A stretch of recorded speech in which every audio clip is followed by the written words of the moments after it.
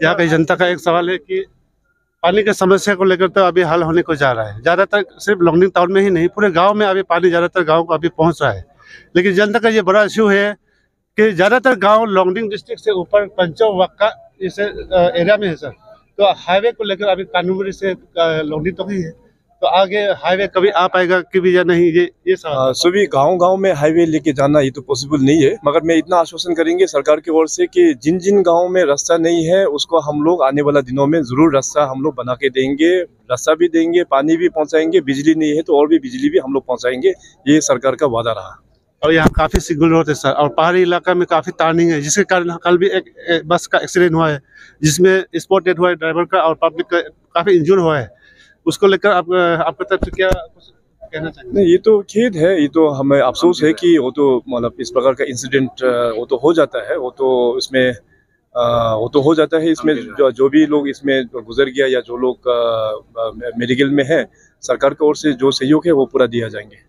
Sir, वो ITI institute का उद्घाटन तो हो गया, लेकिन काफी समय से उसको बना के कंप्लीट तो हो गया, लेकिन फंक्शनिंग नहीं हो रहा था। ओनली लोंगडिंग की हमारे जो प्रदेश में जो फंक्शनिंग नहीं हो रहा था, कब से वो चलने लगा? आईटीआई जो है सबसे इम्पोर्टेंट एक सब्जेक्ट है, क्योंकि हमारे जो लोगों को है, खास करके जो युवाओं को उसको स्किलिंग करना ये बहुत ही आवश्यक है। आईटीआई डिपार्टमेंट में हम लोग ने कई सारा पोस्ट को हम लोग ने ऑलरेडी सैंक्शन कर दिया है। ये ऑर्गेनाइजेशन इसको रिक्रूटमेंट करेंगे, पब्लिक सर्विस कमीशन और स्टाफ सिलेक्शन बोर्ड। ये हम लोग ने पोस्ट क्रिएट करके दिया हुआ है। जैसे रिक्रूटमेंट करके हो जाएगा, सारा आईटीएस जो है वो फंक्शनल होना शुरुआत हो जाएगा। सर, आप आज लोंगडिंग डिस्ट्रिक्ट आए, बहुत सारा एम्बिशियस प्रोजेक्ट्स का इनॉग्रेशन किया और आज ही इलेक्शन का भी डिक्लेयर हो रहा है। सो कैसे देख रहे हैं पूरा सिचुएशन? आज यहाँ पे एक्चुअली हमको 1 महीना पहले यहाँ पे हमारा कार्यक्रम बना था, मगर उस वक्त में कुछ इम्पोर्टेंट मैटर दिल्ली में आ गया तो मैं आ नहीं पाया। तो आज मैं सीधा दिल्ली से ही आ रहा हूँ। तो यहाँ आने के बाद कई सारा प्रोजेक्ट्स का यहाँ पे उद्घाटन हुआ है, खास करके लोंगडिंग डिस्ट्रिक्ट में और खास करके लोंगडिंग हेडक्वार्टर में। यहाँ पे पानी का सदियों से ही एक समस्या चल रहा था। तो आज जैसे मैंने पहले पब्लिक को आश्वासन किया था कि हमारा नेक्स्ट विजिट में इस पानी का प्रोजेक्ट को हम कंप्लीट करके आएंगे, तो आज प्रोजेक्ट भी कंप्लीट हो गया और आज इस बड़ा जो पानी का प्रोजेक्ट को भी हम लोंगडिंग के वासियों को हम डेडिकेट किया हुआ है। तो इसके अलावा और भी कई सारा प्रोजेक्ट्स का यहाँ पे उद्घाटन किया गया है। अभी डीसी ऑफिस का हमारा जो रेट्रोफिटिंग हो गया है। इसके बाद स्कूल्स में पंगचो और लोंगडिंग जो हायर सेकेंडरी स्कूल्स है वहाँ पे 100 बेडेड गर्ल्स हॉस्टल के लिए दोनों जगह में उसको भी हम लोग ने उद्घाटन किया हुआ है। और साथ ही साथ कानूबारी में भी जो वाटर सप्लाई का जो प्रोजेक्ट है उसका भी हम लोग ने उद्घाटन करके पब्लिक को आज डेडिकेट किया हुआ है। सो बेसिकली पिछले 5 सालों में बीजेपी सरकार के अंदर में, राज्य सरकार में भी कई सारा उपलब्धि हम लोग ने किया हुआ है। यहाँ के अगर डिस्ट्रिक्ट का सर्कल रोड्स का भी अगर हम लोग देखें तो यहाँ पे हाईवे बहुत अच्छा बन गया है। इंटरनल रोड्स भी काफ़ी सारा इम्प्रूवमेंट हम लोग ने यहाँ पे कर पाया है। आज मेरा ये लास्ट ऑफिशियल टूर रहेगा। आज यहाँ से जैसे ईटानगर पहुँचने के बाद फिर इलेक्शन भी डिक्लेयर हो जाएगा और मॉडल कोड ऑफ कंडक्ट भी लागू हो जाएगा। तो मैंने पब्लिक को आश्वासन किया है कि हमारा जो नेक्स्ट टेन्योर में भी जहाँ पे मैंने मीटिंग का ख़त्म किया वहीं से ही मैं मीटिंग का शुरुआत करेंगे। मैंने पब्लिक को वादा किया कि सरकार फॉर्मेशन होने के बाद हमारा कैबिनेट मीटिंग भी यहाँ लोंगडिंग में करेंगे और भी यहाँ पे डेवलपमेंटल इश्यूज में क्या क्या चैलेंजेस है उस चैलेंजेस को इसी डिस्ट्रिक्ट में आके हम लोग चर्चा करके हम लोग रिजॉल्व करेंगे। सर, अब कुछ दिनों से हम देख रहे हैं कि बीजेपी का जो एक्चुअली तो कोई मैच है ही नहीं, ऐसा लग रहा है अरुणाचल प्रदेश में। और लास्ट में जो रह गए थे बचे कुछ एमएलए, उन्होंने भी आके ज्वाइन किया।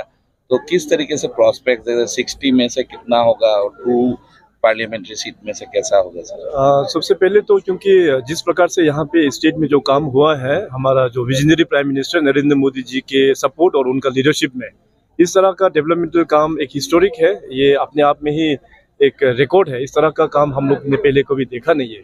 तो इसलिए अरुणाचल प्रदेश का सभी जनता लोग ने मन बना लिया है कि एक बार फिर मोदी सरकार 2024 में सभी लोग मोदी जी को वोट देने वाला है। हमारे चाहे वेस्टर्न पार्लियामेंट्री में हो या ईस्टर्न पार्लियामेंट्री में हो, दोनों सांसद को पब्लिक लोग थम्पिंग मेजोरिटी के साथ में बीजेपी में वोट करके दोबारा फिर मोदी साहब के पास में दोनों उम्मीदवार को यहाँ से भेजेंगे। तो रह गया अभी अपना स्टेट पॉलिटिक्स में कुल मिला के यहाँ पे 60 असेंबली कॉन्स्टिट्यूंसी है। यहाँ में ओपोजिशन तो नॉन एक्सिस्टेंसी है। तो जितने भी है अपना बीजेपी के ही लोग हैं, तो यहाँ में बीजेपी सरकार बनना 101% पूरा तय है। और हमें हमें हमें जो लग रहा है कि we will be crossing more than 50 और 55 सीट्स हम लोगों का कब्जा में आ जाएंगे भारतीय जनता पार्टी में। सर, आज एक इम्पोर्टेंट इशू उठाया है मिनिस्टर होंचुन नंदंग ने। आपने पहले एफएमआर को लेके जो ऑर्डर है उसको सपोर्ट किया था, तो अभी इन्होंने जो सजेशन दिया है इसके बारे में क्या बोलूं? नहीं, ये एक वैलिड सजेशन है, क्योंकि यहाँ के लोगों का भी कुछ परिवारजन वहाँ पे बर्मा में है, म्यांमार साइड में है। तो गवर्नमेंट ऑफ इंडिया का भी जो अभी म्यांमार बॉर्डर को फेंस करने का जो डिसीजन है उसको तो मैं हमेशा वेलकम करता ही हूँ। मगर अभी क्योंकि फैमिली कुछ वहाँ पे है, तो एक रेगुलेटेड वे में प्रॉपर मतलब गेट के थ्रू से हो या एक माध्यम बना के एक रेगुलेटेड थ्रू से एफएमआर जो है फ्री मूवमेंट रिजिम का है किस प्रकार से होना है, अभी आने वाला दिनों में हम भारत सरकार के साथ में हम जरूर चर्चा करेंगे। Sir, finally sir, last time हमने देखा था तवांग डिस्ट्रिक्ट में आपका जो वहाँ में 3 कॉन्स्टिट्यूएंसी है, वहाँ में मतलब कोई ओपोजिशन था ही नहीं। तो इस बार how do you see you for yourself and also for the other 2 seats? Tawang में ओपोजिशन नहीं है बोल के नहीं है, वहाँ पे 2 कॉन्स्टिट्यूंसीज में ऑलरेडी वहाँ पे कैंपेन का लहर शुरू हो गया है। हमारा कॉन्स्टिट्यूंसी में अभी तक कोई उम्मीदवार आया नहीं है, लेकिन ये डेमोक्रेसी है, वो तो ओपोजिशन चाहे आओ ना हो उससे ज़रा बड़ा फर्क नहीं पड़ता है। ये सबसे इम्पोर्टेंट है कि अभी बीजेपी सरकार जो है पॉलिटिक्स ऑन परफॉर्मेंस में जो हम लोग बिलीव करते हैं, उस आधार पर पूरा जनता है वो बीजेपी का साथी है। सर, फाइनली एक क्वेश्चन और कि कुछ सिटिंग मिनिस्टर्स और एमएलएस को टिकट नहीं मिला और बहुत सारे एस्पिरेंट जो है वो थोड़ा नाराज है, तो उनके प्रति आपका क्या आह्वान रहेगा? ये नाराजगी तो नहीं है, क्योंकि हमारा ये मानना है कि हम सब लोग को जो मेन जो घर है वो बीजेपी है, जो पार्टी जो है वो हमारा सबसे मेन घर है। अभी 5 साल का उसमें पार्टी तय करता है कि डेपुटेशन में कौन जाके पॉलिटिक्स में जाके लड़ना है। तो इस बार का अरुणाचल का वो तय हो चुका है कि 60 कॉन्स्टिट्यूंसीज में कौन कौन जाके लड़ेंगे। इस बीच में हम लोग देख सकते हैं कि बहुत सारा सिटिंग मिनिस्टर्स और बहुत सारा सिटिंग एमएलएस को भी पार्टी ने कहा है कि आप वापस फिर पार्टी में बैठ के काम करना है। तो किसी को डेपुटेशन में पॉलिटिक्स में भेज देता है और किसी को वापस फिर घर में बुला के अपना जो संगठन में बीजेपी का जो पार्टी में अपना काम करने के लिए उन लोगों को रिस्पॉन्सिबिलिटीज दिया जाता है। तो इसमें उतना ज़्यादा दुख होने का कुछ हम दिख नहीं रहा है। सर, आपका जो अपील था मनी कल्चर को लेके, उसका ग्रास रूट में हमने फॉल आउट देखा है। यहाँ तिराप डिस्ट्रिक्ट में लोग यहाँ मैंने इसको मैंने शन करने की बात कर रहे हैं, इंटरव्यूज दे रहे हैं, तो क्या बोलेंगे सर? ये बहुत अच्छा, मैं अप्रिशिएट करूँगा उन सभी युवाओं का और उन सभी लोग जिन संस्था जिस ऑर्गेनाइजेशन लोग जो मनी कल्चर का विरोध में जो लोग आज हल्ला कर रहा है, आज वो लोग अपना मनी कल्चर के अगेंस्ट में जो लोगों को अपना उन लोगों को प्रोपोगेट कर रहा है कि मनी कल्चर पॉलिटिक्स में अच्छा नहीं है, उसका मैं पूरा अप्रिशिएट करता हूँ। मनी कल्चर के बारे में मैंने 2019 इलेक्शन में भी हमने अपील किया था, तो उस वक्त में तो उतना जोर पकड़ नहीं पाया, मगर 2024 इलेक्शन जो अभी आने वाला है वहाँ में मैं देख सकता हूँ कि काफ़ी इसका जोर पकड़ चुका है। हमारा वोटर्स जो है अभी बेस्ड ऑन परफॉर्मेंस बेस में जाके वोटिंग करने वाला है, not on money culture. Thank you and all the best sir.